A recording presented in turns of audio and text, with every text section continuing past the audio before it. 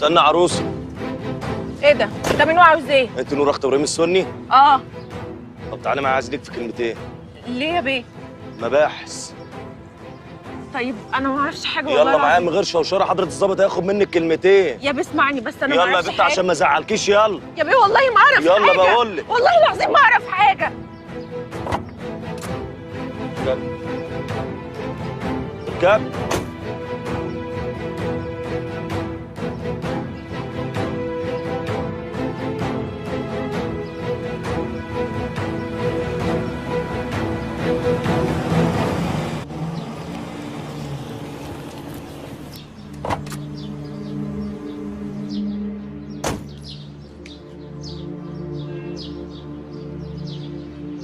انزلي.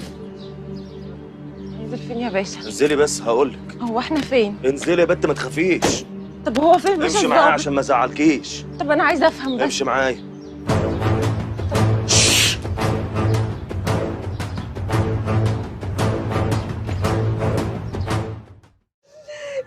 يا بنت انا ماليش في ضرب النسوان، ما تعصبنيش اكتر من كده. انت اخوكي فين؟ وكتاب الله ما اعرف ورحمه ابويا وامي ما اعرف. يا بنت انجدي نفسك وانطقي.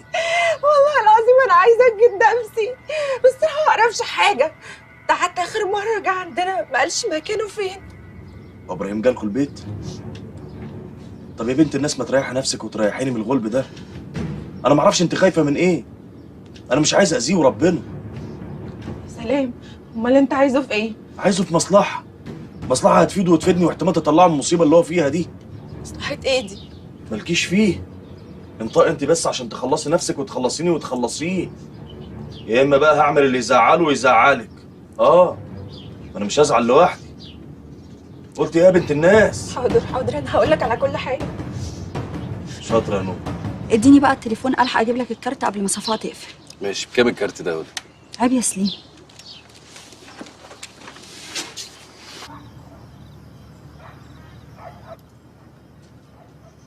التليفون اتفتح وبيرن اهو.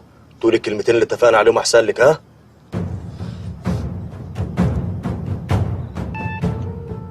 انا مش عارف مين الرقم اللي عمال يكلمنا ده. الرقم ده مش مع حد غير فريده. طب ما ترد عليها يا بيه، يمكن عايزه تقول لك حاجه. ده مش رقم فريده، مش دي الارقام اللي بتكلمنا منها. امال هيكون مين يعني؟ ما اعرفش، بس انا اللي غلطان إني خليتك تتكلم من التليفون ده بعد ما كلمتهم من تليفون هدى. يمكن حد من اهلي. ده رقم نور اختي، هات يا بنت رد عليه. ما ينفعش يا ابراهيم. ليه يا بيه؟ ما انت خليتني كلمتهم قبل كده. المره اللي فاتت عملنا فيلم كبير عشان تكلمها، المره دي بقى ما اضمنش ايه اللي ورا المكالمه دي يا ابراهيم. هيكون وراها ايه يعني يا سليم بيه؟ اكيد عايزين يطمنوا. يا عم حس بقى شويه، انت ايه البرود اللي انت فيه ده؟ احنا في مصيبه يا ابني، احنا في مصيبه. سليم جبت لك الكارت. مالكم؟ في حاجه حصلت؟ وانا مالي؟ ما انا قلت لك هو اللي بيتكلم ده، انت ما صدقتنيش. وانا بقى هفضل قاعد جنبك هنا لحد ما محروس اخوك يتكلم؟ طب وانا ذنبي ايه بس؟ بقول لك ايه، انا لا فايق لك ولا فايق لاخوكي. انت هتفضلي مشرفه عندي هنا لحد ما يتصل، عشان لو ما اتصلش مش حلو عشانك يا عروسه. طب وايه المشكله يا سليم؟ انا ارد على انه تليفون واكلمهم على ان دعاء جارتهم، كده مش هيبقى فيه قلق ولا حاجه. وعشان ايه ده كله؟ ايه لازمته الهري والرغي؟ بعدين لازم يعرفوا ان احنا في مصيبه مش في رحله. مش يمكن بيتكلموا علشان في حاجه مهمه؟ ايه المهم دلوقتي يعني يا هدى؟ معرفش، بس لو ردنا هنعرف. خلاص سكت اهو، فضونا سيره بقى. طب لو اتكلموا تاني ارد؟ طب افرض ما اتكلموش يعني، ممكن لا يا ابراهيم، لا يا ابراهيم، مش هينفع، مش هينفع. حس شويه. بيتصلوا ارد؟ ماشي بس خلي بالك. ما تخافش. الو. الو. ايوه دعاء، ازيك؟ انا نوره. بقول لك ايه، هو الحاج عندك؟ اصل كنت عايزاه في حاجه. ازيك يا نوره، اخبارك ايه؟ طب ثانيه واحده هشوفهولك. نوره عايزه اتكلم ابراهيم. ليه؟ هي بتكلمني على اني دعاء وبتسال عليه على انه الحاج. ما تخافش يا سليم، مش هيحصل حاجه يعني لو كلمته، عشان خاطري. اخلص. ايوه يا نوره، هو معاكي اهو، كان بيصلي بس معلش. ايوه يا نور. ازيك يا حبيبتي؟ عامله ايه؟ بقول لك ايه، في حد عايز يكلمك، بس اوعى حد عندك ياخد باله، ها؟ ماشي حبيبتي ماشي. بقول لك ايه، من غلطت كتير نوره معايا وتحت ايدي. لو عايز تشوف على وش الدنيا تاني اتكلمنا على تليفونها ضروري. واوعى الجدع اللي عندك ده يعرف حاجه. هنصلي على النور يا جماعه يا هيما، ها؟ سلام يا حبيبي، مستنيك، سلام.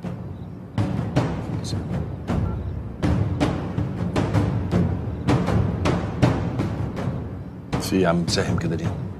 لا بس الخط قطع فجأة. طمنت عليهم يعني؟ الحمد لله. طب خلاص بقى، هات التليفون ده. الحمد لله. هو التليفون معاك، هو كلمتوه. خلاص بقى.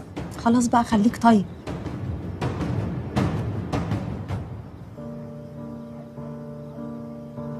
جدع يا نور، شفت بقى عشان طلعت جدع معايا؟ اديني فكيت لك الرباط اهو زي ما قلت لك. ما هو ملوش لازمه طالما بتسمعي الكلام وبتنفذي اللي بقوله. واديني جبت لك اكل اهو، وجايب لك حاجه ساقعه وميه معدنيه وكل اللي نفسك فيه. ولا تطلعي جدع معايا اطلع اجدع منك 10 مرات.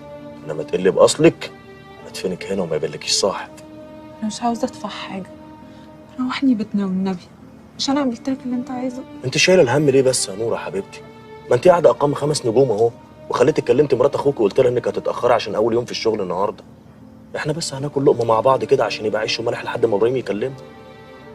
ماشي يلا. ده انا حتى جايب لك فيلم الكبير على الطلاق، عمرها ما ضايقته البت صفاء ولا جبته لها اساسا. اما الحاجات بتاعت الاجانب دي ما تخشش بيتنا. امسكي امسكي يا حبيبتي، هناكل لقمه مع بعض. امسكي، انا زي اخوك يا بت.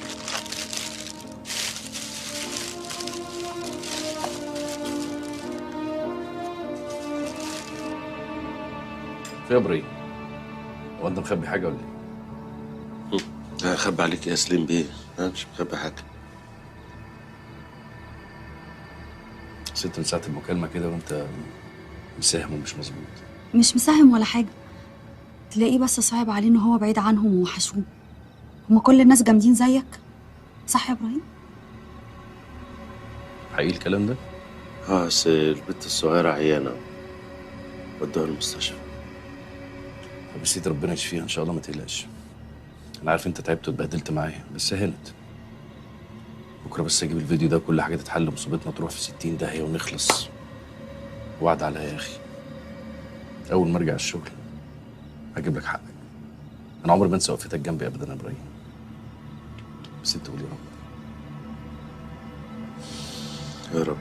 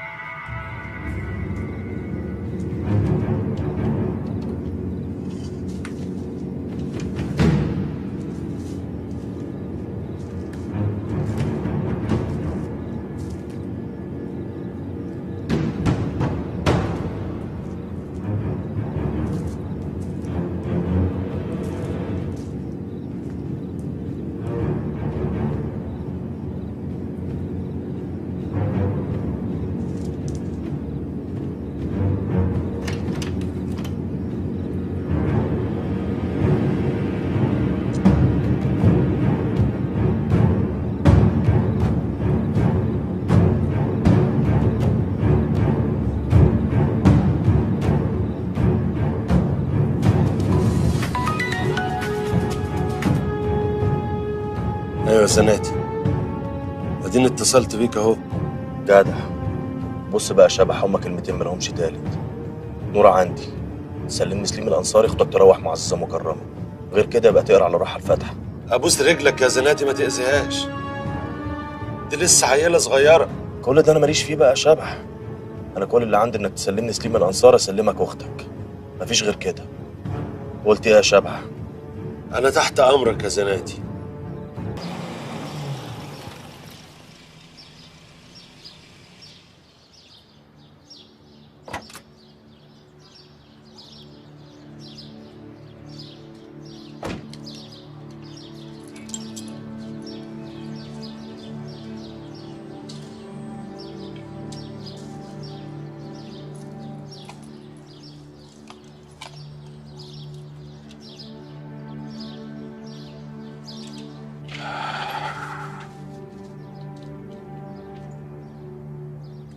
مؤاخذة يا نور اتأخرت عليك.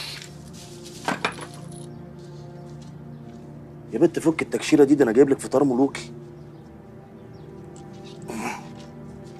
مؤاخذه. مدي ايدك بقى، كلي معايا لقمه، ده احنا بقينا عشره. عشرة مهببة. هو انت مش قلت انك هتروحني بعد ما اتكلم ابراهيم؟ انت زهقتي مني ولا ايه يا نوره؟ هو انت هتلحس كلامك معايا ولا ايه؟ لا، زناتي ما بالحس كلامه، بس انا فهمت اخوك النظام، يسلمني اللي عنده اسلمه اللي عندي ونبقى حبايب. وادينا رايح كمان شويه اهو، على الله يصدق عشان تروحي، ولو انك هتقطعي بيا يا بنت يا نوره. وافرض معرفش يعمل اللي انت عايزه؟ ما تقدريش البلاء قبل وقوعه بقى يا نوره، بلاش الكلام اللي يسد النفس ده على الصبح. لحسن اخوك لو ما صدقش معايا هنتحشر انا وانت وهو حشره سودا ما يعلم بها الا ربنا، ويا عالم هتودينا لفين. كل يا نوره، كل كل يا اختي، تلاقيك على لحم بطنك، كل يا بنت ما تخافيش، انا زي اخوكي برضه. كل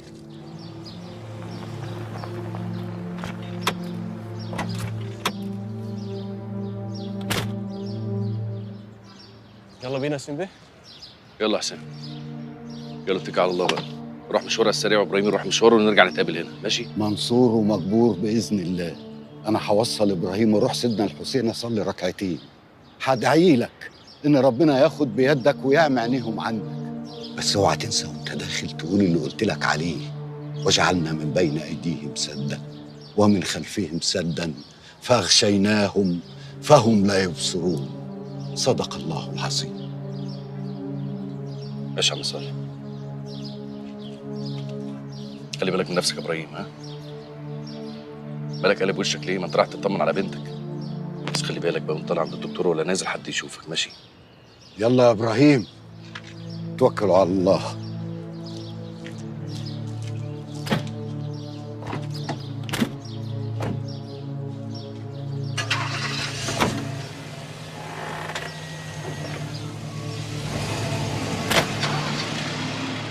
اديني بقى ايدك الطاهره دي. بس انت قلت لي انك مش هتربطني الا لو عملت حاجه. لا، ده كان في الاول يا حلوه، لكن دلوقتي احنا دخلنا في الجد، وانا رايح اقابل اخوك في مطرح بعيد، وبصراحه كده انا ما اضمنش ابويا. سلي نفسك انت كده واقعدي ادعي ان اخوك يبين كرامه عشان نرجع لك بسرعه. لا مؤاخذه يا نور، معلش.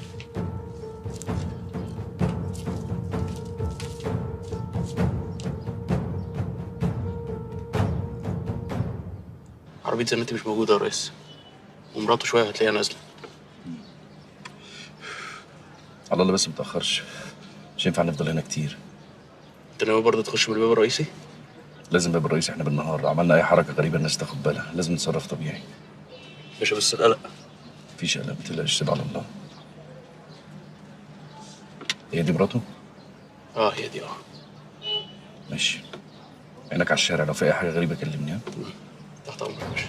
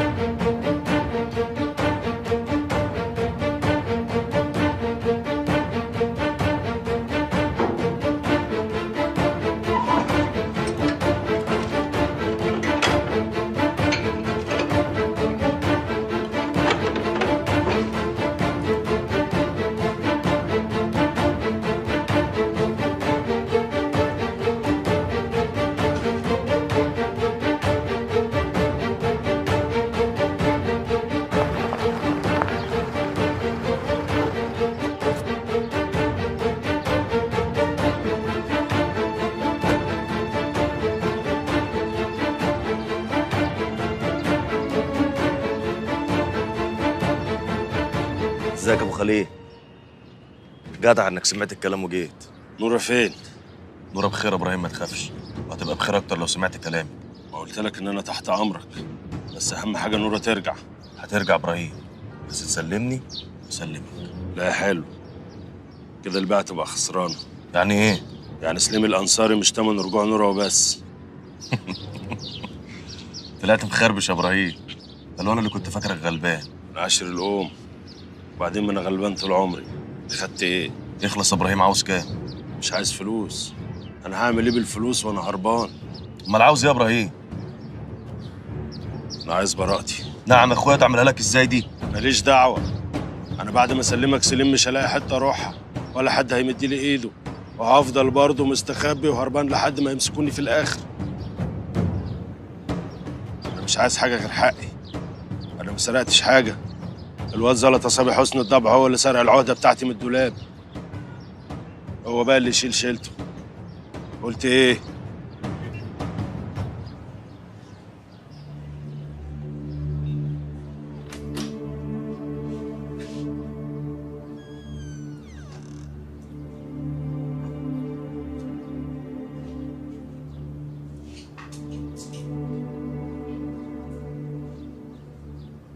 يعني كده اتفقنا؟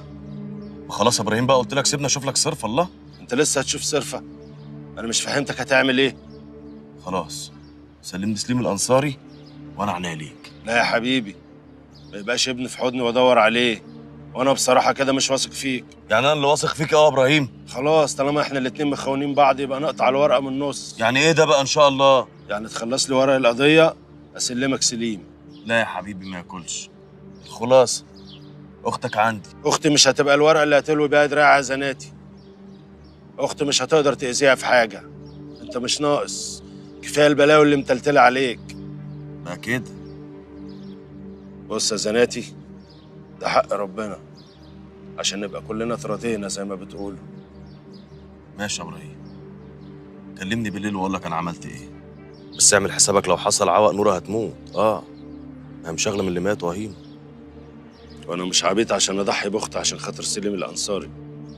مهما كان غالي عليا مش هيكون اغلى عليا من اللحم. لا ناصح هيم، عموما هستناك تكلمني.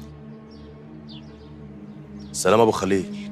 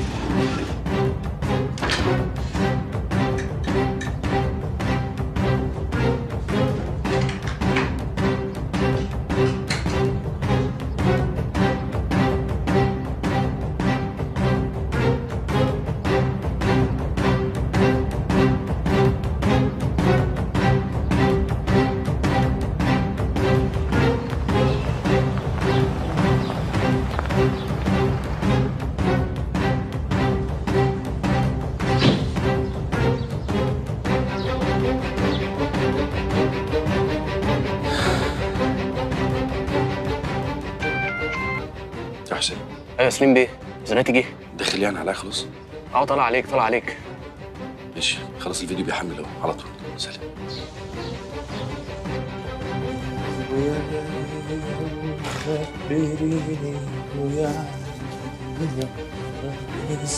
مش فاكراني في النار والجرح، كل ما اجي افرح دايما بتعزني اللي ما بيني يا صفاء. انا وصلت، انت فين؟ طب انجزي الاحسن والمصحف هيفوتك كتير. طب يلا انا هدخل استحمى انا عشان ريحتي تقرف من نومة المخزن. طب يلا انجزي، مستنيك عشان تلاقي لي ظهري. يا بنت جبت الاباحه دي منين؟ طب يلا مستنيك. سلام يا روحي، سلام. عمالة فيا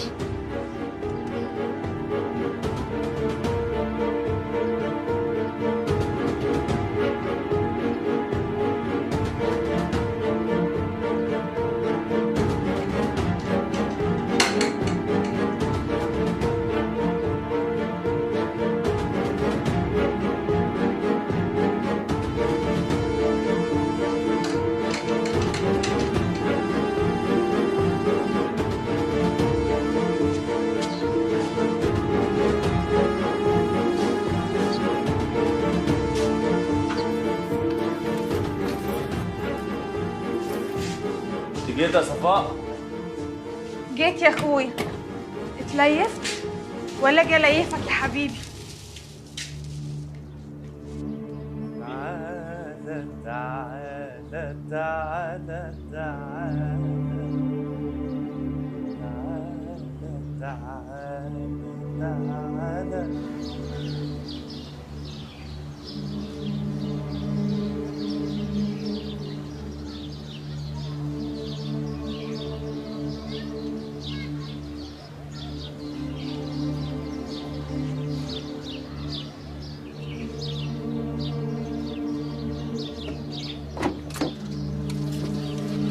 اطلعي بقى.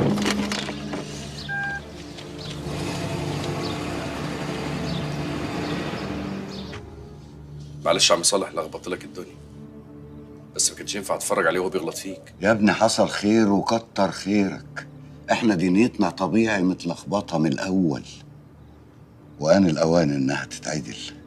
يلا اتفضلوا ناموا والصباح رباح. والله مش عارفين ننام ازاي في الهم ده يا شيخ صالح. انا خايف للشيخ مصعب ده جاي يرمي علينا حزام ناسف في اي لحظه. يا إبراهيم ما تقولش يا رب عندي هم كبير، قول يا هم عندي رب كبير. يلا ناموا تصبحوا على خير. يلا يا هدى. معلش يا هدى، مش عارف انا قلت كده ليه، بس يعني ما كانش في حل غير ده. تصبح على خير.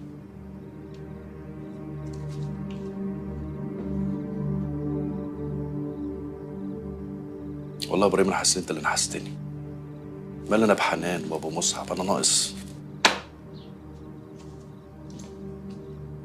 صحيح، ممكن انا اللي اكون نحست فعلا. انا هبلغ بقى ولا اسلم نفسي وانا كمان؟ يا ابو خليل، انا خلصت لك مع حسن الضبع خلاص، بس هو لي شرط، يتجوز نوره. وانا موافق. خلصوا لي القضيه الاول وبلغوني. هسلمك سليم، تسلمني نوره، ونكتب كتابها على حسن الضبع.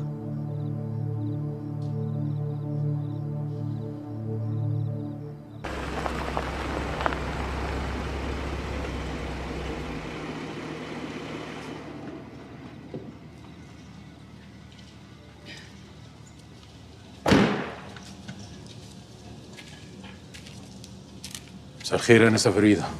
مساء النور.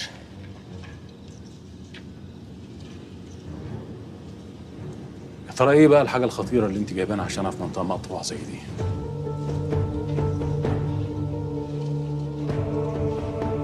انا صلاح بيه.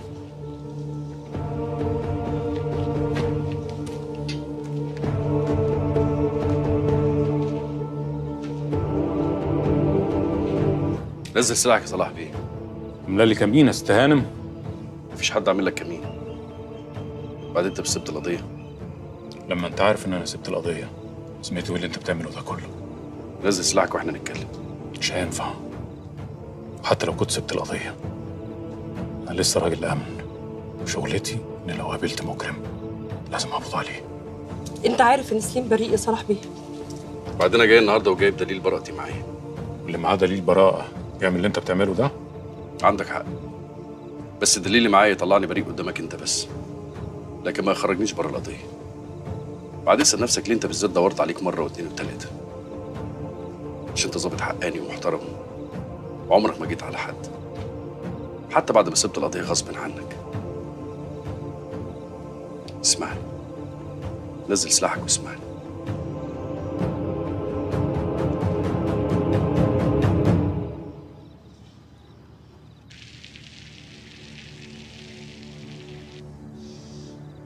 صدقتني؟ بس الفيديو ده بيقول ان تامر ابو المجد هو اللي قتل البنت، لكن ما بيقولش مين اللي قتل زياد. عشان كده ما وديتوش النيابه وجيت لك بيه، عشان النيابه عايزه دليل واضح. مش فاهم تقصد ايه؟ قصدي انك بعد ما شفت الفيديو ده اكيد مش مكدبني، وان زياد صور تامر بعد ما خبط البيت، وجالي بعديها رحت امسك الواد موته زياد ولبسوها لي انا وهو عشان احنا الوحيدين اللي عارفين. مجرد كلام نظري. انت عارفهم كويس واتعاملت معاهم كتير، وعارف ان هم ما بيرحموش وديهم طايله. دول حتى بعدوك على القضيه عشان ما مشيتش على هواهم وعملت اللي هم عايزينه. بس انا ما افتكرش ان لطفي والمجد يعمل ده كله لوحده. ما هو مش لوحده، لطفي ونشأت وحماد وتميم وزناتي، ويا عالم مين كمان معاهم. انت عايز مني يا سليم، خصوصا انك عارف ان انا سبت القضيه. عايزك تصدقني عشان مفيش غيرك دلوقتي اثق فيه. وافرض صدقتك هتفرق معاك؟ هتفرق، على الاقل انا وانت نبقى في خندق واحد. اخت رزق انا مش عايز اسمع لك صوت، اخوك اتاخر، ده مش كويس لا عشانك ولا عشانه. دلوقتي يجي ابراهيم لا يمكن يسيبني في المصيبه دي ابدا. طب ركزي معايا كده عشان نعرف هنعمل ايه بالظبط. اخوك بسلامته طلع حويط، وعشان يضمن ان ما لعبش معاه الدنيقه هيدخل هو الاول وراس ليه. احنا بقى نعمل ايه؟ هنطلع احوط منه، اول ما يجوا نشوفهم استخبي انت كده، وانت ابراهيم اول ما يشوفك هيجري عليكي وياخدك ويمشي. وبعدين ولا قبلين بقى، هو هيجري عليكي ياخدك، وانا مني لسليم الانصاري. هو ابراهيم جه.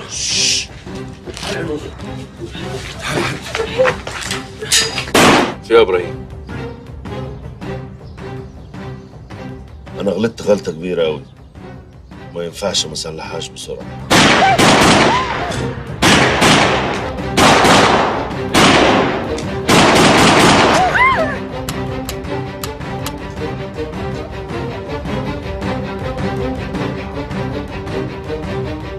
هسيب بيه، هتسيبه يمشي ولا ايه؟ متقلقش، هيروح فين يعني؟ انا هجيبه تاني. طب يا بيه، انا هروح اروح البت نوره مع سميح والعيال في المكان اللي انا مخبيهم فيه، وهجي لك يا بيه. ما تجيش، روح انت يلا. لا يا بيه مش هسيبك، هوديهم وهجي لك يا سليم بيه، هوديهم وهجي لك. امن نفسك يا بيه لا يضرب عليك نار تاني. هوديها وهجي لك يا بيه. وما كملتش في اتفاقك ليه مع زنات يا ابراهيم؟ الخيانه مش سهله قوي عليا كده يا سليم بيه، وبعدين انت بالنسبه لي ربنا العالم اللي في قلبي، يعني زي اخويا بالظبط. وانا مش زعلان منك، زي ما انت بتقول احنا بقينا اخوات، ونوره بقت زي اختي. خلينا نفكر بقى ونشوف هنعمل ايه كده نطلعها من عند زناتي من غير ما تتأذي، وبالمره نكسب اللي عمله زناتي فينا.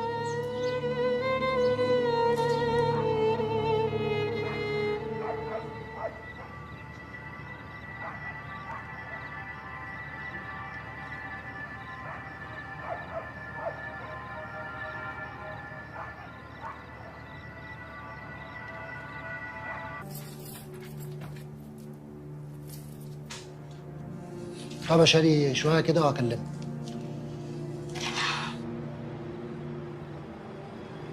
يخرب بيت امك، انت ايه اللي جابك؟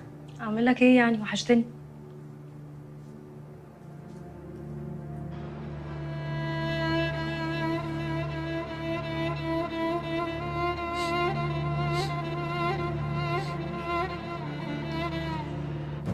عاوزه ايه يا انجي؟ ايه اللي جابك؟ الله، ما قلت لك وحشتني. انت سامعك راحت من ضرب ولا ايه؟ لا وحياة امك انت اللي دماغك راحت من الضرب. واعملي حسابك ان انا مش هجيب لك مخدرات تاني. ليه؟ خايف عليا؟ لا خايف على نفسي. قسما بالله انا ما ندمان على حاجه في حياتي قد ما عرفتك. ممكن افهم ايه اللي انت عملتيه مع شادي ده؟ اعمل له ايه يعني؟ ما هو اللي دخل عليا وانا مصطبحه.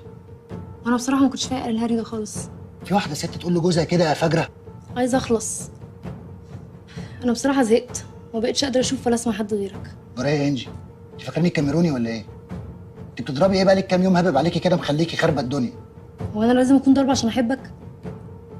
انا مش فاهمه انت قافش كده ليه؟ انا كنت فاكراك هتتبسط. وانا ايه اللي يبسطني في البومبه اللي فرقعتيها في وشنا دي؟ هتطلق. مفيش حد يبقى ليه حاجه عندنا، لا شادي ولا غيره. نعم يا اختي. وبدل بقى جو الحراميه اللي احنا عايشين فيه بقالنا سنه وشويه ده. لا انا ما يخصنيش انا الكلام ده. امال ايه اللي يخصك بقى ان شاء الله؟ اللي يخصني صاحبي اللي انت كسرتي قلبه. الواد يا حول الله مخه شت منه من ساعه ما عرف بعملتك السودة. عملتي انا اللي سودة؟ وانت عملتك ايه بقى، بينك؟ بقول لك ايه يا انجي، انت من اول يوم دخلتي في البيت ده وانا مرسيكي. شادي اهم واحد عندي في الدنيا، مستحيل اخسره تحت اي ظرف من الظروف. انت عبيط يا ابني. شادي ايه اللي انت بتحبه وانت مصاحب مراته بقالك سنه وشويه؟ والله بقى بني ادم وكلنا بنغلط. بعدين انت اللي اغرتيني وانا ضعيف من المنطقه دي هي. انا ما ضربتكيش على ايدك. ولا انا ضربتك على ايدك. وشادي بتاعك ده عارف ان انا مش طايقاه وفضل مكمل. يبقى يستاهل بقى اللي يحصل له. عارفه يا انجي ايه الفرق اللي بيني وبينك؟ لا مش عارفه.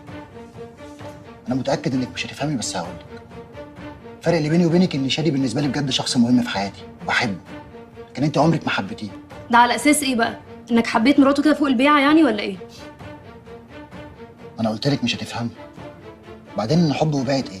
انا عمري ما قلت لك اني بحبك، انا لا بحبك ولا ينفع احبك ولا احب غيرك، انا طايق نفسي بالعافيه. شويه الحب اللي قد كده في حياتي متقسمين ما بين امي وما بين شادي. تصدقي بقى ما تصدقيش ولا اكلك قطر عشان انا عرفت.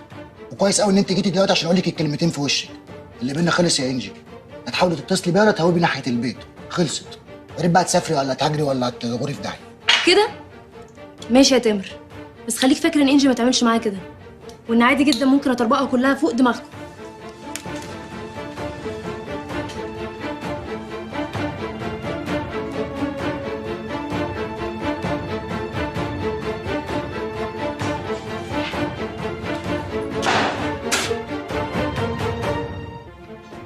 اوعى يا سليم، انا هخرج لعطيه اتكلم معاه. ما ينفعش، ارجعي بعيد.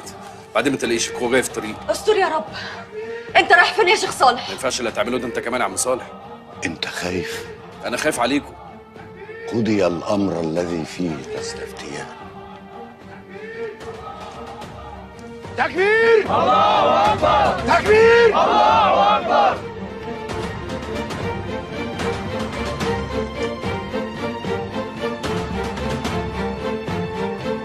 البتاعة اللي انت ماسكها في ايدك دي يا صالح، انت مش شايف في ايه قدامك ولا ايه؟ يعني انت مش اعمى البصيرة بس، انت اعمى البصر كمان. ارمي يا صالح البندقية اللي انت ماسكها في ايدك دي. هو اللي علمك ما حفظكش قوله تعالى: وكم من فئة قليلة غلبت فئة كثيرة بإذن الله؟ لا علمها لي يا صالح، بس الكلام ده يخص المؤمنين ما يخصش امثالك. وانت بقى اللي معاك الختم اللي بيقول ده مؤمن وده مش مؤمن يا عطية.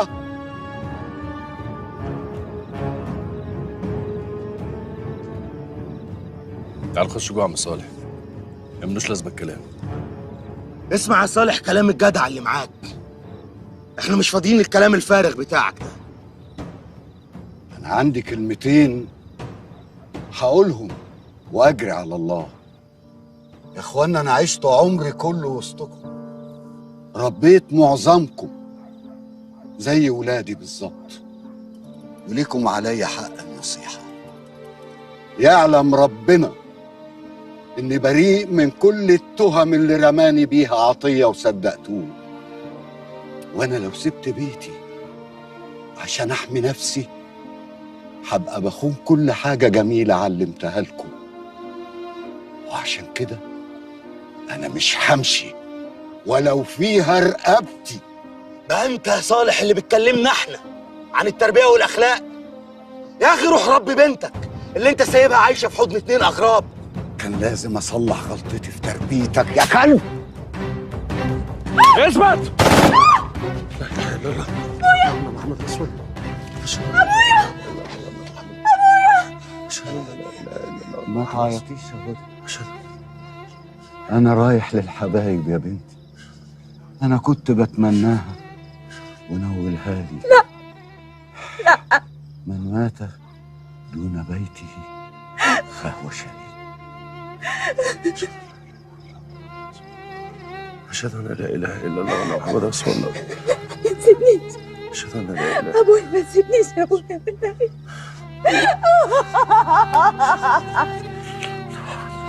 ابويا هتسيبني لمين يا شيخ صالح؟ هتسيبني لمين؟ ابويا يا شيخ صالح، يا شيخ صالح.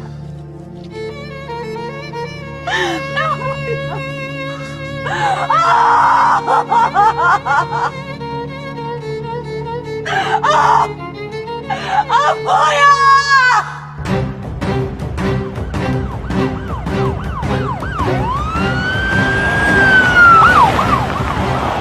هنعمل ايه يا مولانا؟ حكم مالي البلد. بلغ الاخوه انه قتال بلا حواده، وان الله وعدهم احدى الحسنيين، الفوز او الشهاده. وانت شوف العربيه بسرعه وبلغ ابويا يسيب البيت حالا. يعني هنسيبهم لوحدهم؟ هنسيبهم لوحدهم، احنا لازم نكمل مسيره في مكان اخر. يلا اتحرك بسرعه.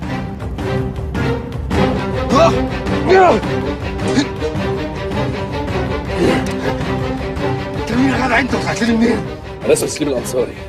خليك بقى فاكر الاسم ده كويس عشان هيفضل طول عمرك ابوس في حياتك. انا كنت فديلك النهارده، كنت ندمتك على كل حاجه عملتها مع الشيخ الطيب ده، بس معلش هقابلك في السجن قريب. احمد تشرب ايه؟ انا مش جاي اتضايف. يا جدع انت بتتكلم كده ليه؟ انت شارب حاجه سكران؟ مش انا اللي يتقال لي الكلام ده. اسمع يا لطفي، انا استحملتك كتير وعمري ما فتحت بقي، لكن كل شيء له حدود. في ايه يا حماد؟ انا مش فاهم ولا كلمه من اللي انت بتقوله. اتفضل يا اخويا، اتفرج وانت تفهم. وريني. واحده ست تقول لجوزها كده يا فجره؟ وانت مكبر الحكايه كده ليه يا لطفي؟ اللي بينا اكبر من كده يا راجل انت. بقول لك الواد ابنك مرافق مرات ابني وتقول لي هكبر الموضوع، انت عايز تجنني؟ يا راجل هو من امتى النسوان بتبوظ اللي ما بين الرجاله؟ بقول لك الواد مرافقها والبنت هيطالبه الطلاق دلوقتي عشان تمشي على حل شعرها مع المحروس ابنك. خلاص خلي ابنك يطلقها. يا سلام، هو ده اللي ربنا قدرك عليه؟ يا جدع انت ابنك اتجوز واحده وطلعت شمال، مش هتفرق بقى مع ابني مع غيره؟ يبقى الصح ايه؟ يفضل متجوزها ويبقى بقرون، ولا يطلقها ويخلص من قرفها؟ وانت تفتكر ان انا جاي لك لحد هنا عشان اخد رايك في ابني هيعمل ايه مع مراته؟ انا جاي اتكلم معاك بخصوص ابنك اللي لا صارنا عشره ولا ملح ولا اي حاجه ما بيننا. طب هو تامر غريب عنك يا حماد؟ ما انت عارف انه بايظ ومطلع عيني وعين امه، اعمل فيه ايه يعني؟ ابني ابيعه وارميه؟ لا لا سمح الله، بس طالما ابنك بقى غالي عليك قوي انا كمان ابني غالي عليا ومش هسيب حقه. لا ما دام وصلت لغايه كده يا حماد يبقى حق ابنك عند مراته اللي مستكرداه، واحمد ربنا قوي ان الحكايه جت في تامر ابني. على الاقل احنا ستر وغطا على بعضينا، مش احسن ما كانت خلت سيرتكم على كل لسان. يا سلام، ودي بقى كمان عاوز تحملها لنا جميله ولا ايه؟ يا راجل واحنا في بينا وبين بعض كمان. بس انت لو بتفكر صح لازم تسال نفسك، اللي بعت الصوره دي بعتها ليه؟ عشان يفتح عينيا يا اخويا. لا وانت الصادق، عشان يوقع بينا وبين بعض. قوم حضرتك بغشوميتك تنوله اللي هو عاوزه، ما تسالش نفسك ده مين بيعمل كده ليه. اسمع يا لطفي، الكلام ده كله ما يخصنيش. انا جيت لك وقلت اتكلم معاك راجل للراجل، بس للاسف بقى لقيتك بتتصرف تصرف غريب انا ما افهموش. زي ما ابنك ما هو غالي عليك، انا كمان ابني غالي عليا، وحق ابني مش هسيبه. يا عم انت ما كملناش كلامنا. دي المصيبه.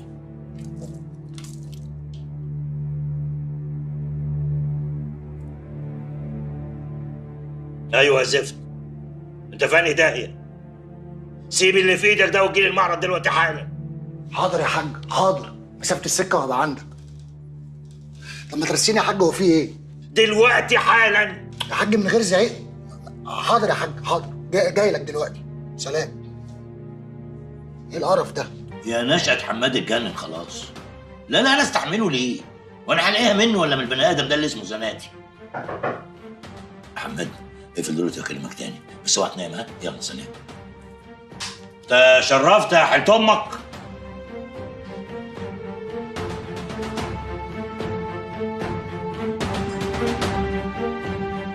اكيد قصدك على ابني مش كده؟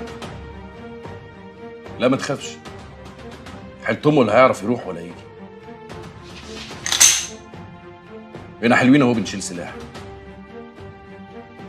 نزل سلاحك يا لطفي يا عال.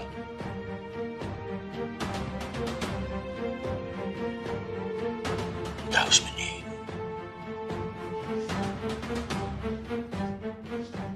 دلوقتي عايز منك ايه؟ ما انا جيت لك زمان لحد عندك في البيت، فتحت صدرك عليا وطردتني. وريني بقى دلوقتي هتحله من تحت ايدي ازاي؟ انت بتتكلم عن ايه؟ من حيلة امه. ابني مش هيخلصك من انت في سليم. ما انا عارف، بس هحرق قلبك عليه. فهو نكد بنكد بقى ونتنكد كلنا. تامر عيل صغير سليم، صحيح طويش، بس اقسم بالله العظيم عيل صغير. فزياد برضه كان عيل صغير. وندى كانت عيله صغيره، بس ضفر عيل من دول برقبه ابنك الحيوان. بص كده، بص رجلك بلاش، انا ما عنديش غيره يا سليم. ام زياد كمان على فكره ما كانش عندها غيره، وام ندى ما كانش عندها غيرها، وام انا كمان ما عندهاش غيري. جرب بقى حرقه القلب. بس انت مش هتقتله، مش هتقتله صح؟ دلوقتي مش هتقل قتله، مش كده؟ ده انتوا خليتوا الدنيا كلها تقول عليا سفاح. سليم الانصاري بلطجي، بس انا مش محتاج اقتله، عشان دلوقتي معايا الدليل ان انا احبسه بس. دليل ايه؟ صحيح، ما احنا الكلام خدنا ونسيت اقول لك. التليفون ده عليه الفيديو اللي زياد صوره وابنك بيخبط البت وبيموتها. انت جبت الفيديو ده منين؟ الفيديو ده مش موجود مع حد غير مع زناتي بس. ما زناتي اللي اداهولي. زناتي جالي وعرض على اي عرض يرضينا احنا الاتنين، بس انا قلت اعمل باصلي واجيلك، جايز الاقي عندك عرض احسن وهو انت اولى. قلت ايه؟ لو عايز تسمع اقعد وريح ظهرك واسمع الكلمتين. شكلك كده مش مصدقني. خلاص براحتك، اروح ادور على حد يصدقني. ولا ادور ليه؟ ما زناتي مصدقني والدنيا حلوه والكلام عاجبه. انت متخيل ان زناتي هيقف معاك؟ اذا كان خلاصك في ان زناتي يشيل شيلته، وبعدين انت طارك مع زناتي مش معايا انا. ده انا كنت فاكرك معلم. الصحوبيه عمرها لا بتدوم ولا العداوه بتدوم. طب انت هتستفاد ايه لما تحبس ابني؟ اذا كنت انت كده هتشيل تهمه قتل زياد. لا، ما انا مش هشيل حاجه. يعني انت عاوز تفهمني ان زناتي هيتسجن بدالك وهتسجنه ابني كمان؟ ما تظبط كلامك يا سليم بيه. لا يا حاج لطفي، ما زناتي مش هتحبس. امال مين اللي هيشيل قضيه قتل زياد؟ امي؟ لا، رفاعي. رفاعي؟ رفاعي. ما الواد زناتي ده طلع ابن كنيه. لما لقى ان هو مش هيوصل معايا لحاجه، جه لحد عندي وحط ايده في ايدي، اتفق معايا يسلمني الفيديو وانا اثبت ان كلامي صح وان زياد كان جاي يشهد على تاني، وان انا وهو بقى نشهد عليك ان انت اتفقت مع رفاعي ان يقتل الواد زياد. اقول لك بقى على الكبيره، ده احنا مش بعيد نطلعك ان انت اللي قتلت رفاعي. نعم يا اخويا. والله وجيت الحق عجبتني الفكره. رفاعي ساعتها كان نبطشي وسهل جدا ان احنا نثبتها عليه، بعدين مش هيحصل له حاجه تاني، ما هو مات خلاص. وزناتي بقى حلال عليه الفلوس وانا ارجع شغلي والدنيا تبقى تمام. حلوه الفكره مش كده؟ لا مش حلو. ليه؟ لان مفيش اي حاجه تثبت ان انا ليا اي علاقه بالحكايه اللي انت بتقولها دي. صح، ما انا نسيت اقول لك، ما هو زناتي هيشهد عليك انه اكتشف كل ده بعد موت رفاعي. بعدين هيطلع على مرات رفاعي يديها قرشين عشان تقول نفس الكلام. بعدين الحكومه تروح بيت رفاعي تلاقي التليفون اللي عليه الفيديو في بيت رفاعي اللي زناتي خباه هناك. بقول لك ايه، ما تشغلش دماغك انت بالتفاصيل دي كلها. انا ظبطت كل حاجه ان انت تشيل ليله وتحاسب على المشاريع. ده غير حماد بقى، بعد ما عرف ان ابنك ماشي مع مرات ابنه اكيد مش هيساعدك. انت اللي بعت له الصوره؟ ايه رايك؟ الضمنه قفلت على صباعك. طب لما انت مالي ايدك او كده خطفت ابني ليه؟ انت عايز تتشافى فيا وخلاص؟ يا حاج لطفي، انا لو عايز اتشافى فيك قدامي العمر كله وانا قاعد على مكتبي وبتفرج عليك انت وابنك وانتوا محبوسين، بس الحل ما عجبنيش. بعدين زي ما انت قلت انا طاري مع زناتي، قال لي يهمني زناتي تحبس وانا اطلع بره. طب لما انت عارف كده رايح تتفق معاه ليه؟ انا ما رحتلوش، زناتي هو اللي جالي، بس انا قلت اجي لك انت راجل كبير، عيب ما تروحش لحد، يمكن الاقي عندك حل احسن. صح؟ صح. قدامك دقيقتين تفكر في حل وترد عليا.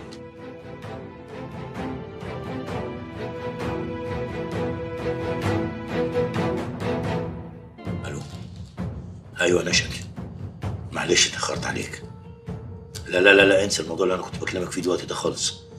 في مصيبه كبيره حصلت ولازم نتقابل احنا الاربعه عشان نشوف هنتصرف فيها ازاي. لا لازم دلوقتي، مش هينفع الصبح. يوه يا نشأت، لما اجي هفهمك، مش هينفع في التليفون، احنا مش ضامنين مين سامعنا.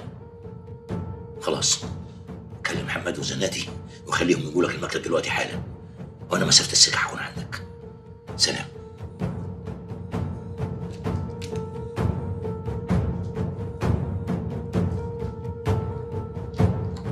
في ايه يا حاج لطفي؟ ما تفهمني يا اخي. اهدى يا متر، دلوقتي تتجمعوا كلكم واحكي الحكايه مره واحده. انا متاكد ان محدش هيتاخر. في ايه يا نشأت؟ جايبني على عملها وش كده ليه؟ اسال الحاج لطفي، هو اللي مجمعنا ومش راضي يقول لي في ايه. يعني ايه مش عايز يقول في ايه؟ ولا بعياله ولا ايه؟ احنا هنفضل ماشيين وراه لحد امتى؟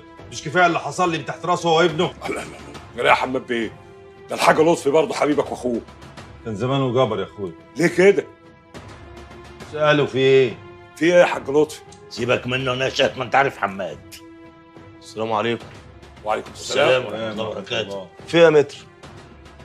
كده بقى علمي علمك. شادي عارف يا حاج. ما يعرف، ولا كنت عايز ابنك يعيش طول عمره مفتوح على قفاه؟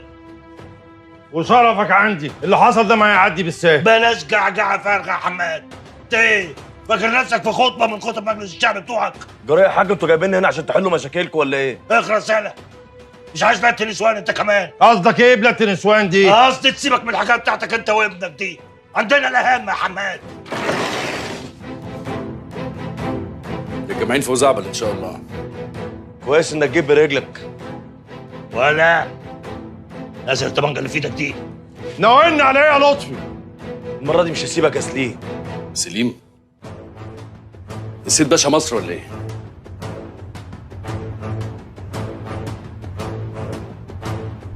نمسك اعصابنا ونهدى شويه، عشان لو طلقه طلعت بالغلط كلنا هنموت.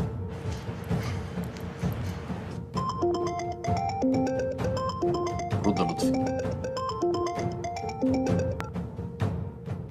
الو. يا حاج. ايوه تامر، انت فين؟ لا رموني عند البيت. هو ايه اللي بيحصل يا حاج بالظبط؟ ما تفهمني. مش وقت رغي دلوقتي يا تامر. يعني ايه؟ انا بعت لك تذكره على الواتساب، تاخد باسبورك وتطلع على المطار. اول ما توصل كلمني طمني. ما تفهمني ايه اللي بيحصل يا لطفي؟ انا كده عملت اللي عليا يا لطفي. جيت دور عليك.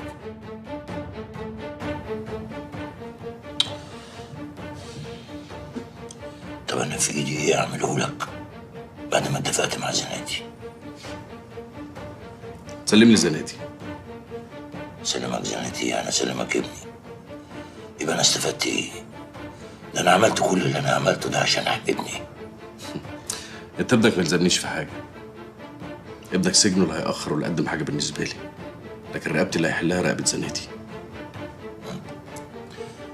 طب والواد؟ عندي وثق سليم. هسلمني زناتي اسلمك ابنك، وعشان تتاكد من كلامي هقول لك نطلعه زي بره البلد دي قبل ما نضرب ضربتنا. قلت ايه؟ سليم عنده حق. من ساعة المصيبة اللي عملها تامر ابني واحنا كل يوم بنتورط اكتر من اليوم اللي قبله، والسلاح اللي في ايدينا ده مش هيخرجنا من ورطتنا. امال اللي هيخرجنا يا حاج؟ انك تتفق مع الباشا؟ انا مش اول واحد يتفق يا زناتي. وبعدين ما احنا بنكسر فيه وبيكسر فينا من اول المشوار. وصلنا لايه؟ اسمع كلام عمك الحاج يا زناتي. احنا من الاول اصلا مفيش بينا عداوه، بس بعد اللي عمله ابن لطفي كلنا اتصرفنا بغشوميه، واولكم انا. اتغشمنا؟ اتغشمنا، وبدل القتيل بقوا 2 و3 و4. ويا عالم مين اللي جاي. مش قادر اصدقك يا حضرة الظابط. ليه يا متر؟ ده انا جاي لحد عندكم عشان نشوف حل يرضينا كلنا. يا ريت، بس ازاي؟ عيب، ده انت محامي كبير وهتفهم الكلام. اسمعوا كلامي بعدين متر يحكم. السلاح اللي احنا رافعينه في وش بعض ده مش هيفيد بحاجه. نزلوا سلاح احسن.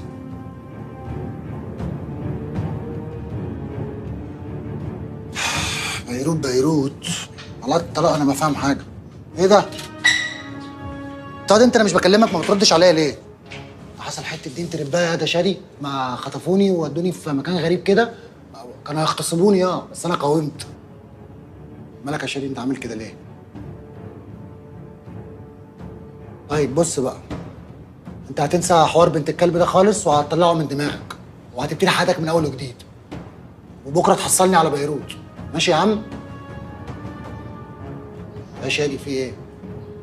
اسمع كلام اخوك. مش انا اخوك ولا ايه؟ واكتر من اخويا كمان يا تامر.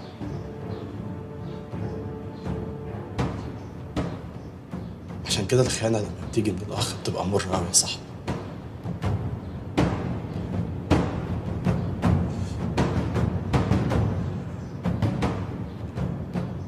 عمري ما كنت اتخيل ان يوم ما اتوجع هتوجع من اقرب الناس ليا.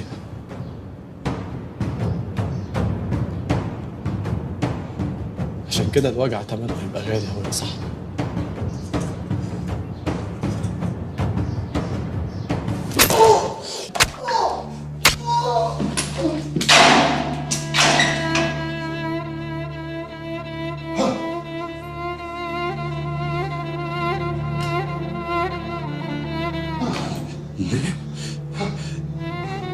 ليه عملت فيا كده يا جماعة؟ ليه؟ ده انا اخوك. هو انا مش كنت بقول لك اني خايف اكون لوحدي؟ شفت؟ بغبائك خلتني لوحدي.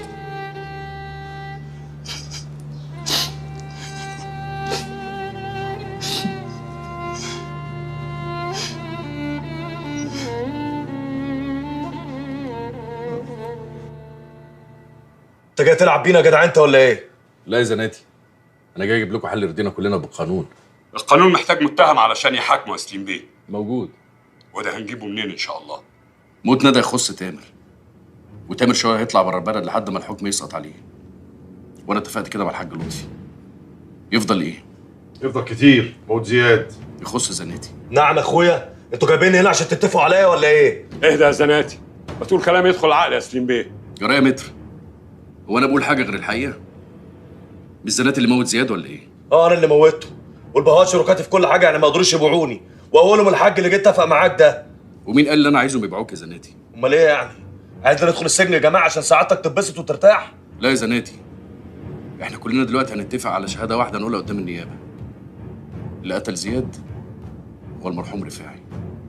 ايه الجنان ده؟ ورفاعي يقتل زياد ليه؟ استنى يا معالي النايب، كمل يا سليم بيه. اهو المتر فهمني اهو. لازمته يبقى حد يتأذي فينا بسبب زياد. مرفعه هيشيلها وبرضه مش هيتأذي عشان خلاص مات. احنا زي ما جاتلناش الفكره العبقريه المجنونه دي. عشان طول الوقت كنا بنفكر ان احنا نحارب بعض. مفيش مره واحده فكرنا نحط ايدينا في ايدين بعض ونشوف حل. ايه يا متر، انت هتصدق الهلاوسه اللي بقولها دي ولا ايه؟ استنى يا زناتي. استنى ايه تاني؟ لما تسلموني؟ وانا اسلمك ليه يا زناتي؟ انا ما يهمنيش مين اللي قتل زياد. انا اللي يهمني الناس ببراءتي. انا عارف ان انت قتلت زياد، زي ما انا عارف ان انت قتلت رفاعي وتيسر، بس كل ده ما يهمنيش. اللي يهمني دلوقتي الناس بتحقي. وانا الكلام ده ما يدخلش ذمتي بمليه. انا موتك دلوقتي والبهوات يشهدوا معايا انك اتهجمت علينا، وانا موتك دفاع عن النفس، وهي مش اول ولا اخر مره يشهدوا زور يعني. انتوا ايه؟ مش متفقين مع بعض؟ نعم، متفق مع مين وفي ايه بالظبط؟ اسمع زناتي، انا عارف انك متفق مع سليم تديله الفيديو ورفاعي يشيل قضيه زياد. ما حصلش. مش قلت لكم الجدع ده بيلعب بينا؟ ايه الحكايه يا سليم بيه؟ الحكايه خلصت خلاص يا لطفي. نزل سلاحك انت وهو. نزلوا سلاحكم.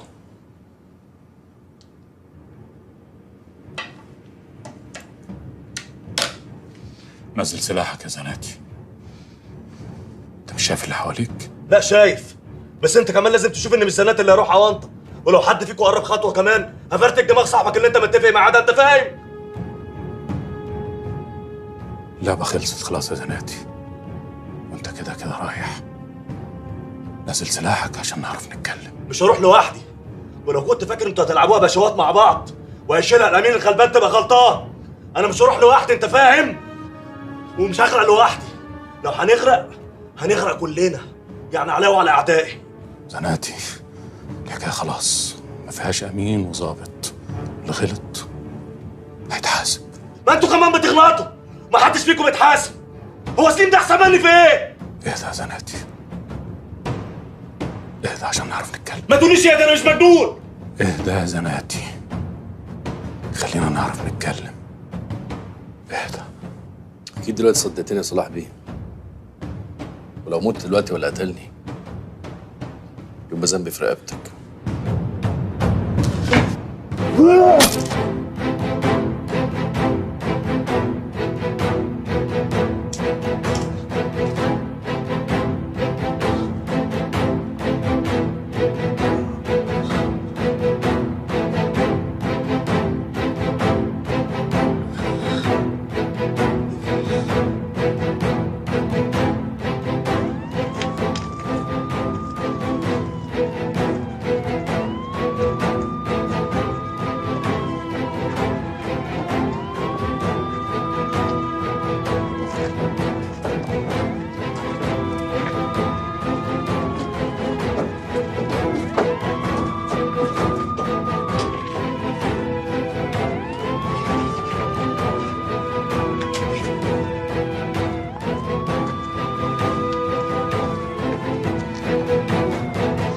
فين؟ هو مين؟ الماي ده عهده. هو ده اللي همك؟ اتفضل يا باشا. حد الله بيني وبين الحرام. مش هوصيك يا سليم، انا عاوز اعترافات واضحه، مش عاوزين كل اللي عملناه ده يروح على الارض. تقولش يا باشا، هقررهم لك واحد واحد. انت ما تعرفش عماد بيتعبني قد ايه لحد ما وافق ان انا اقدم طلب للنيابه بتسجيل المقابله دي. حتى النائب العام ما وافقش غير لما وعدته ان الموضوع ده كله شايلون على مسؤوليتي بشكل شخصي. متقلقش، لو خرجت من جوه عايش مش صغر رقبتك. خد بالك من نفسك يا سليم. كله على الله.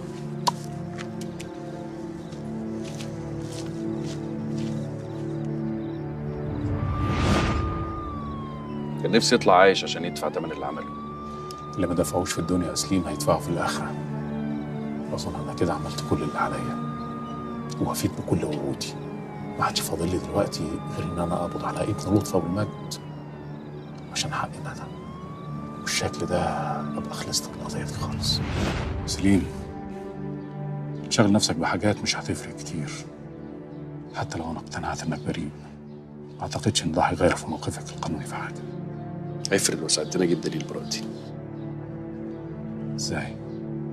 انا عندي خطه ممكن نجيب اعترافات منهم وتسجيلات منهم ان هم اللي عملوا كل ده.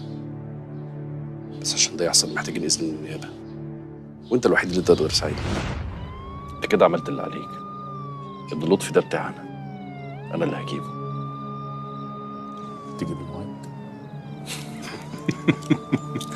اتفضل يا باشا.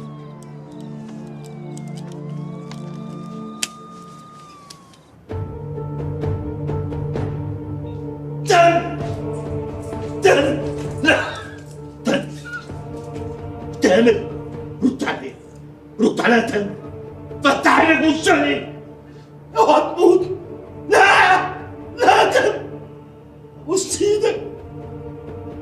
كل ده عشان ما حدش يأذيك. بص ايدك، بص ايدك يا محمود.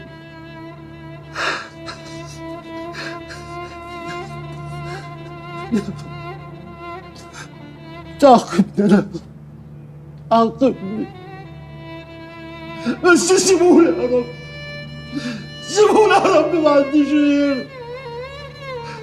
سيبني.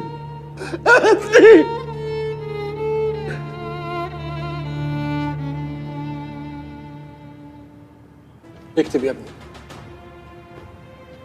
يخلى سبيل كل من سليم عبد الحميد الأنصاري وإبراهيم سعيد السني من سرايا النيابة. مبروك يا ابراهيم. مبروك عليك البراءة يا سليم بيه. ما تقلقش، موضوع حسن الضبع خلاص خلص. كلها كام يوم وهتلاقيه في الكلبش. كلبش؟ فاكر كلبش يا سليم بيه؟ انت بتضحك، دي كانت ايام سودة يا جدع. الحمد لله يا بيه، كفايه بس ان انا اتعرفت عليك. الحمد لله. خلي بالك من نفسك. ربنا يسعدك يا سليم بيه. ما تنساش تبقى تعزمني في الفرح بتاعك. فرح ايه ده؟ يبقى كله ظباط، مش هينفع اعزم مسجلين. برضه ربنا يا رب يبارك فيك يا بيه.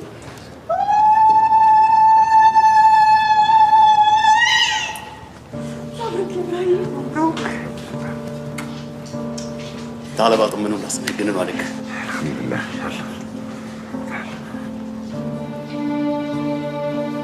يا قلبي، يا قلبي، يا قلبي، الحمد لله على سلامتك كده. وحشتوني يا ولد.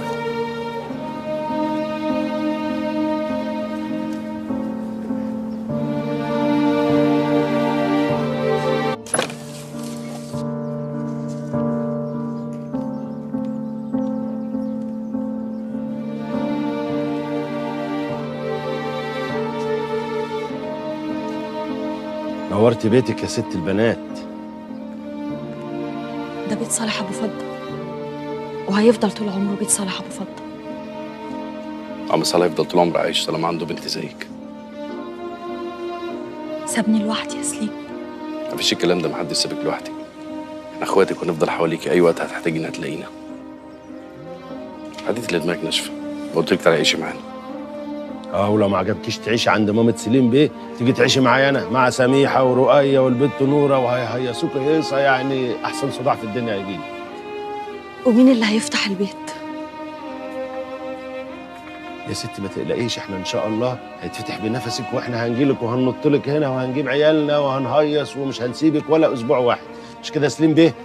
صح، ما تشيليش هم. يلا شوف وشك بخير، خلي بالك من نفسك. وانت كمان.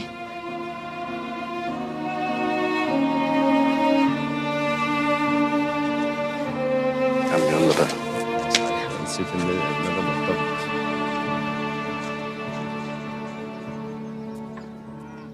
مبروك يا سليم، بكره الصبح تقدر تستلم شغلك ان شاء الله. شكرا سعادتك. عايز تشكر صحيح؟ تشكر بقى صلاح بيه، هو اللي شال الليله كلها على مسؤوليته الشخصيه.